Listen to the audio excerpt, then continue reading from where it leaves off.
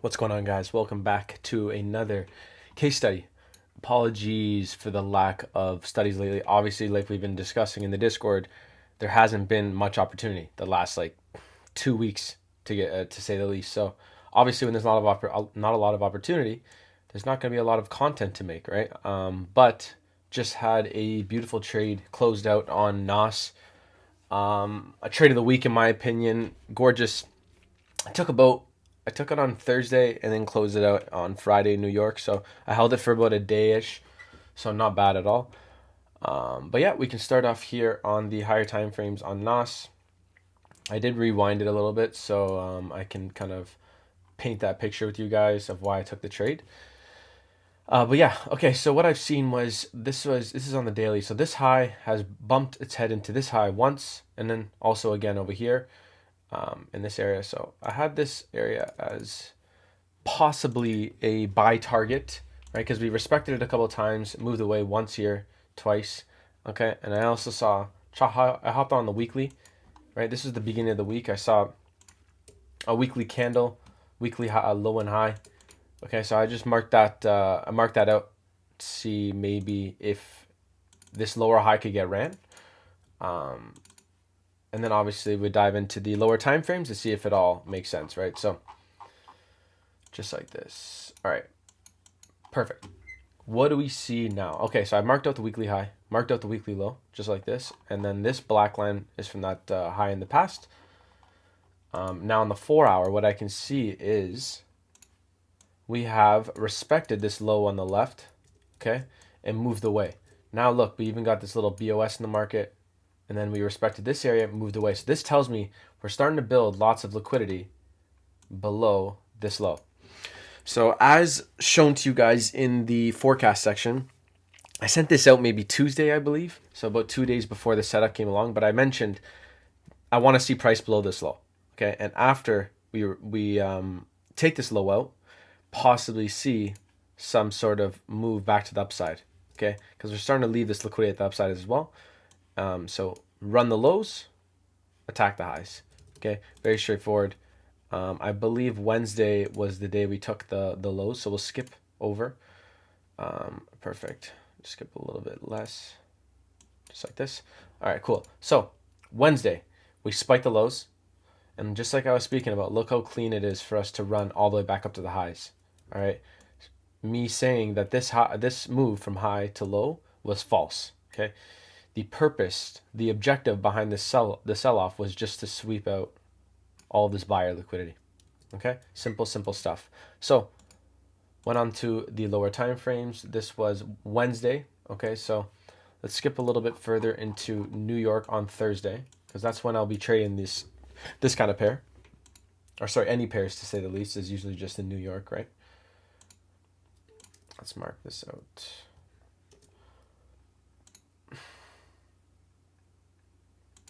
Okay, so when I hopped on, what did I see? I saw that we started to leave some internal lows here. One being here, two being here, another low being here. Perfect. But there's no buildup in the market yet, right? There's no liquidity that's been engineered for us yet. I do want to see, right? Maybe sometimes we get that channel up like this, so we get that build up, or we get some sort of structural liquidity moving up. We haven't had anything like that yet, right? So there hasn't been any sort of buildup in the market yet. So I want to see that. That's what I want to see occur, a buildup. Okay. So we'll hop over into, we can even hop over into M1, no problem. Okay, what do I see? I see that we have now taken out this low from the left-hand side. Okay, what happens after that is it fuels a move back to the upside. Okay, not all the way back up to the highs. Okay, we have to build a reason for us to run back to these highs up here that we've left in around New York open time. Okay, so from this low, we move higher, we push up, we take out this high, giving retail a BOS in the market, whatever they want to say. Then we get a pullback, price moves away, leaving liquidity at the lows. Okay, so we're starting to see that buildup occur. If I zoom out, this low printed Y because of this whole area from the left-hand side. So if I simply just mark this out, right, grab that low, I want to see price below this low. Okay, in coincidence, if you look a little bit more to the left below the low, what do we have here? a perfect liquidity block. Okay, so I just want to see price below this low. As soon as we spike below this low, we are now essentially trading in this liquidity block. It will essentially support our buy entry, and then we can see and we can execute a buy position to target that liquidity back to the upside. Okay, so now that we understand what's going on at M1 there, we can zoom out a bit. There you go. Here's our liquidity block from the left-hand side. Perfect. And we'll skip price along a little bit.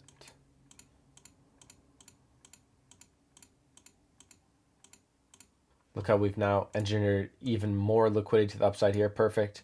We got this up here. Okay, and then higher time frame speaking, don't forget, we have all of these highs that we've left. Okay, all of this. So a ton of liquidity to the upside on the lower time frames and the higher time frames.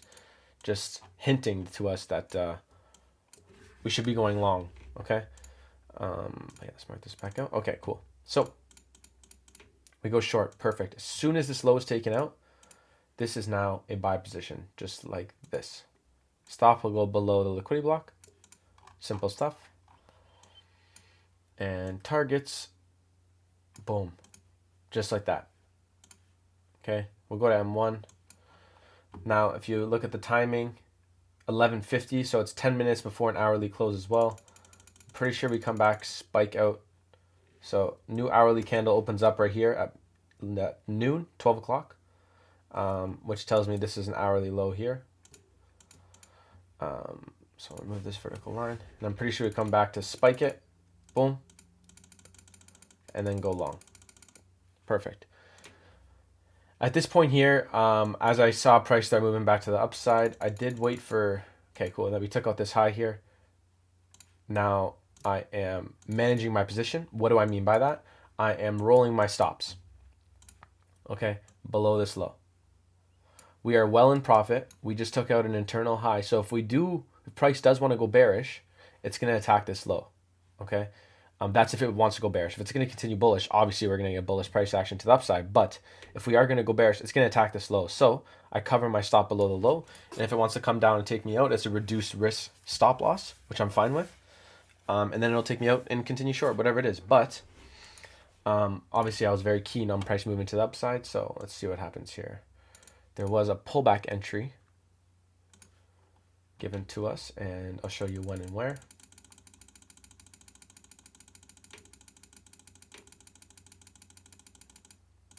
Hope you guys can see it. Okay, what are we getting here? Price takes out that high, returns back to this low, moves away. Okay, then we come down to the low once again, move away, BOS to upside. This is a trap for retail. Okay, so just building lots of liquidity. Here's a buildup in the market. We take it out. Okay, now you could have taken this. The problem about taking this entry is you don't really have an area to put a stop loss. So I did actually take one entry down here, more of just an extreme entry. Okay, low risk. Since my target was so high, all the way up here, I was okay with taking a little extreme entry here. I'm just basically managing it live. And then once I get my confirmation, okay, once I get my confirmation-based entry in this price action, I will add my remaining volume. All right, so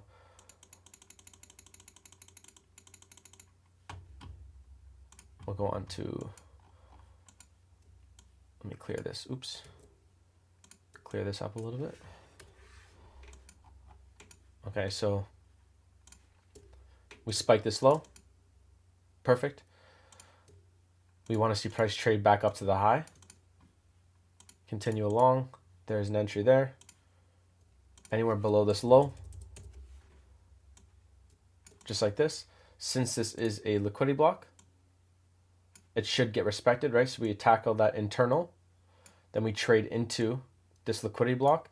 Buy entries are valid anywhere below these lows. Okay. And we are targeting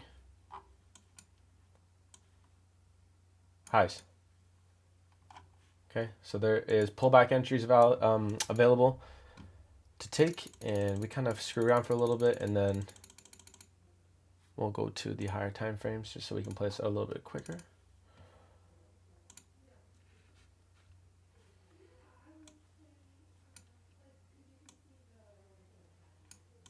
And there it is. So ends up playing out in New York. Stock open, doesn't do anything but just continue price to the upside. And look at that. We grab the liquidity from these highs and we're starting to see a bearish move back down, right? So as we know, price moves from one area to the next in terms of liquidity. So we grab all the liquidity at the lows here.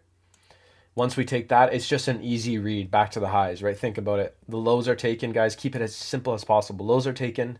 Now we're looking at price back to the highs. And coincidence, if we hop on the weekly, you had the confluence to hold it back to weekly high, right? So look at this.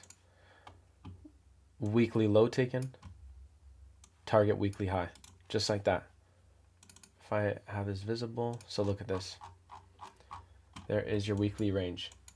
Look at that. So we've grabbed the weekly low, targeted weekly high. Okay, and here was entries again down here.